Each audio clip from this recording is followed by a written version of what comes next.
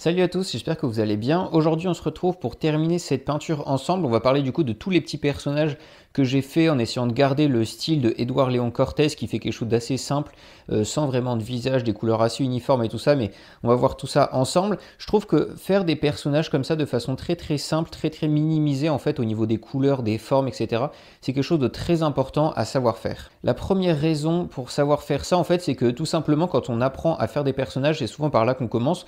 On commence par faire quelque chose de très simple avec des couleurs assez uniformes et puis après au fur et à mesure ensuite de son apprentissage on va rajouter de plus en plus de détails. C'est aussi comme ça qu'on va les peindre. Ce qui est bien souvent c'est de commencer par faire une forme très générale, une couleur de fond et puis après travailler dessus en rajoutant des ombres, des lumières, rajouter plein de petits détails comme ça, mais commencer par quelque chose de simple. Et puis enfin la dernière raison, je trouve que c'est un style assez intéressant à voir dans sa peinture, c'est pour ça que moi je vais le laisser comme ça pour garder le style de l'artiste, mais je trouve que c'est assez intéressant de l'étudier parce qu'en fait en ayant quelque chose de très uniforme comme ça permet à l'observateur de se projeter dedans. Comme il n'y a pas vraiment de visages qui sont dessinés, il peut se projeter dans tel ou tel personnage sur la peinture. Ça fait un petit peu voyager et c'est sympa. Donc on va se retrouver devant la peinture et puis je vais vous montrer quelques-uns des personnages avec des éléments, parce qu'il y a quelques voitures aussi que j'ai fait très simplement du coup en vous expliquant quelle est ma démarche pour faire les formes, pour faire les différentes couleurs et tout. Ici je l'ai recopié, j'avais un modèle, du coup c'est pas forcément très compliqué à faire, mais il faut un petit peu le réfléchir pour ensuite pouvoir faire des personnages un peu comme on a envie. C'est sympa de pouvoir représenter comme ça assez simplement le mouvement des formes, faire des enfants, des hommes, des femmes, voilà. S'amuser sur les vêtements un peu partout, je trouve ça cool à faire et puis je l'appliquerai dans plein d'autres de mes peintures après je pense. Donc voilà, je vais vous dire un petit peu ma méthode. Si cette vidéo vous plaît, n'hésitez pas à vous abonner et à la liker. N'oubliez pas aussi les séances de conseils personnalisées dans le premier lien de la description. Si jamais ça vous intéresse, j'ai commencé à en faire. En tout cas, moi je trouve ça super intéressant de mon point de vue. J'espère que ça vous aide aussi. Et puis n'oubliez pas, mardi prochain, le 7 mars, on va se retrouver en live à 20 h sur ma chaîne pour faire une peinture ensemble et pouvoir discuter en direct. Donc pour le premier personnage, on va commencer simple avec le monsieur qui est de dos tout à gauche de la peinture. Donc il faut bien faire attention comme ça, on ne va pas détailler tout le personnage, on peint quasiment qu'avec une seule couleur tous ses vêtements. Donc il faut vraiment prendre en compte la forme extérieure des vêtements, la forme générale, et voir comment faire du mouvement là-dedans. Vous voyez que ce qui est important, c'est de bien représenter les éléments principaux du corps. Du coup, il va y avoir la tête que je suis en train de finir ici, il va y avoir les épaules, il va y avoir les coudes, qui vont venir positionner très simplement mais très clairement aussi la forme des bras, comment ils sont. Et ensuite, vous voyez qu'en mettant les mains derrière son dos, on voit exactement comment sont ses bras. Ensuite, il y a les jambes et puis ses pieds qu'on fait rapidement avec des chaussures. Vous voyez qu'avec pas grand chose, on arrive à vraiment représenter le personnage. En fait, avec ses épaules, ses bras et ses jambes, on voit exactement comment ça se place. C'est exactement comme quand vous faites un bonhomme bâton. Les éléments qu'on fait, c'est la tête, les bras, le corps et puis les jambes. Là, on va faire exactement la même chose. Simplement, il faut les détailler un petit peu plus et bien faire attention à la forme extérieure. Vous voyez que pour le petit enfant que je viens de faire, c'est exactement pareil. J'ai fait sa tête, son chapeau, ensuite ses épaules, ses bras, avec les mains dans les poches. Du coup, les coudes dépassent bien. Ça, c'est très important de bien gérer les coudes.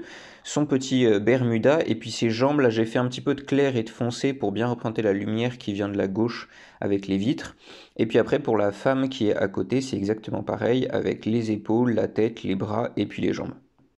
C'est intéressant de voir, je trouve qu'un personnage, on a souvent l'idée que c'est quelque chose de très complexe, qu'il va y avoir plein de problèmes, plein de choses à faire avec les vêtements, le visage et tout, et qu'en fait en regardant de loin, en le mettant un petit peu flou comme je fais ici avec quelque chose de très clair, très brouillon finalement, et en fait on arrive à le représenter assez facilement avec très peu de choses, en fait avec une couleur pour la tête et une couleur pour les vêtements, on voit directement comment les choses se placent, comment le corps est, comment il y a ses bras, ses jambes, ce qu'il est en train de faire, etc.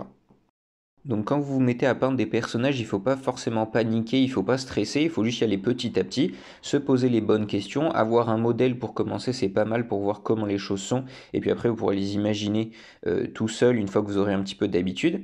Et du coup, une fois que vous avez choisi dans quel sens est la tête, si elle est vers vous, si elle est sur le côté ou si elle est de dos, vous pouvez placer du coup les épaules de la même façon, les bras, les jambes, et en fait tout se construit assez facilement. Le plus compliqué là-dedans, dans la peinture que je suis en train de faire, c'était d'avoir les bonnes proportions pour la perspective. C'est-à-dire que les personnages, j'ai fait ceux du premier plan ici qui sont les plus grands. Et puis après, au fur et à mesure, ils vont devenir de plus en plus petits à mesure qu'ils s'éloignent. Ça, c'est pas forcément évident à faire parce qu'il ne faut pas se tromper. Il ne faut pas qu'il y ait un personnage qui paraisse géant parmi les autres. Il ne faut pas qu'il y en ait un qui paraisse tout petit et tout.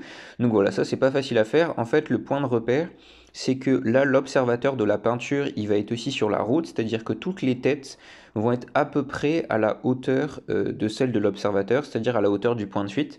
Et du coup, par logique, en fait, la ligne d'horizon qu'on voit au fond, ça va être le sol au niveau des personnages les plus petits. Et du coup, en fait, toutes les têtes vont être au même niveau, c'est-à-dire que ça va tracer une ligne, comme une ligne de fuite pour les bâtiments. Bah, toutes les têtes vont venir tracer une ligne de fuite dans la peinture. Et ça, en fait, ça me permet assez facilement de placer les personnages. Vous voyez que ceux que je suis en train de faire ici, qui sont un petit peu plus petits que les premiers, mais en fait, leur tête est au même niveau que le monsieur qui est tout à gauche. Et en fait, comme leurs pieds sont un peu plus hauts parce que le sol remonte par la perspective, je pense que vous voyez ce que je veux dire, et ben du coup, ils vont être un petit peu plus petits. Donc voilà, pour la perspective, il faut bien faire attention à ça. Ça dépend quel est le point de vue de votre peinture. Si c'est vu d'au-dessus, bah, ce sera quelque chose d'autre. Si c'est vu d'en dessous aussi. Là, moi, comme c'est un point de vue un peu première personne avec le personnage dans la peinture, bah forcément, toutes les têtes vont être alignées. Ça donne un bon point de repère en fait pour placer les différents personnages et avoir leur taille du premier coup d'œil. Pour ce qui est du mouvement sur les personnages, c'est pas forcément évident à donner parce qu'ici, ils sont très peu détaillés, ils sont assez petits, donc donner du mouvement pour donner l'impression qu'ils sont en train de marcher ou faire quelque chose avec leurs bras ou leur tête, c'est pas évident.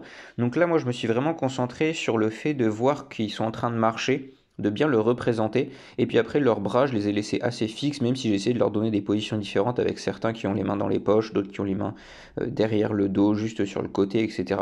Et puis leur tête assez droite aussi, parce qu'en fait, sans détail, c'est assez compliqué à représenter. Mais donc pour représenter la marche d'une personne, en fait il faut bien se rendre compte que souvent quand on voit des dessins de personnages, ils ont les jambes écartées, un peu comme le petit bonhomme piéton rouge sur les feux. Et en fait ça, s'il y a les jambes écartées, ça représente quelqu'un qui est complètement fixe. En fait quand on marche, on va souvent avoir les jambes l'une devant l'autre ou presque un tout petit peu écartées, mais vraiment pas beaucoup quand on voit de face. Parce que du coup, nos pieds, quand on marche, ils vont être assez alignés, pas forcément sur une ligne droite comme les mannequins, mais quelque chose d'assez proche. Et du coup, si on prend quelqu'un avec les jambes écartées, ça montre qu'il est fixe. Et du coup, pour faire quelqu'un qui est en train de marcher, vous avez juste à faire des jambes qui soient très très proches. Ensuite, s'il y a un pied qui est plus haut que l'autre, bah, c'est pas mal pour essayer de représenter un pied qui est encore en l'air, qui n'est pas posé, et puis l'autre qui est posé. Mais vraiment, les jambes collées comme ça, c'est très important pour représenter la marche. Ça va faire quelque chose de beaucoup plus dynamique plutôt que si la personne a les jambes écartées. Ça, c'est pour les personnages qui sont vraiment vus de face, on ne peut pas faire grand-chose. Après, vous voyez que pour les personnages qui sont vus de côté comme tout à gauche, j'ai essayé de faire un peu des mouvements de jambes avec les genoux et les pieds qui sont mis différemment. Donc après tous les personnages et les voitures que j'ai fait, voilà, c'est un petit peu le même principe. J'ai essayé de faire un effet de foule à l'arrière-plan au niveau de la place. C'était pas forcément évident à faire parce que je voulais pas que ça fasse tout noir avec juste des petites têtes rondes au milieu. Je voulais pas non plus avoir tout à détailler parce que ce serait très très long et très petit, donc je savais pas trop ce que ça allait donner. Donc en fait, je me suis donné un entre-deux, c'est-à-dire que j'ai fait le même mélange qu'avant sur ma palette, mais un peu plus clair pour la perspective atmosphérique. Et je suis venu faire plein de petits bâtons parce que globalement, c'est la forme des personnages avec leurs épaules, les bras et les jambes. Ça fait globalement un petit rectangle noir. J'ai fait plein de petits rectangles comme ça en faisant attention à pas tous les coller, qu'on voit un peu le trottoir, l'arrière-plan entre, que ça fasse quelque chose d'un peu flou, chaotique. Et puis après, je suis venu mettre des petites têtes et des petits chapeaux partout. Et en fait, je trouve que ça rend assez bien. On se rend rapidement compte de l'effet de foule. Et en faisant attention à ce que les têtes soient de plus en plus petites, bah finalement, ça rend pas mal. Et même si on pourrait penser à plus détaillé, en fait, je trouve que l'effet ici suffit. Après, suivant le niveau de détail que vous voulez, vous pouvez améliorer ça. Donc j'espère que cette vidéo vous a plu, que ça vous aura intéressé de voir comment faire des personnages très simplement, très minimisés. Ensuite, soit vous vous arrêtez là parce que vous voulez faire ce style de peinture là, vous êtes débutant, donc voilà, il faut bien s'entraîner sur ces étapes-là avant de passer à la suite. Ou bien si vous avez envie de mettre plus de détails, bah, vous pouvez retravailler là-dessus d'autres couches en rajoutant plus de détails, des ombres, des lumières, retravailler les visages, les vêtements, faire des plis et tout ça. Voilà, vous amusez là-dessus comme vous voulez. N'oubliez pas le live mardi prochain à 20 h sur ma chaîne. Portez-vous bien, peignez bien et à la prochaine.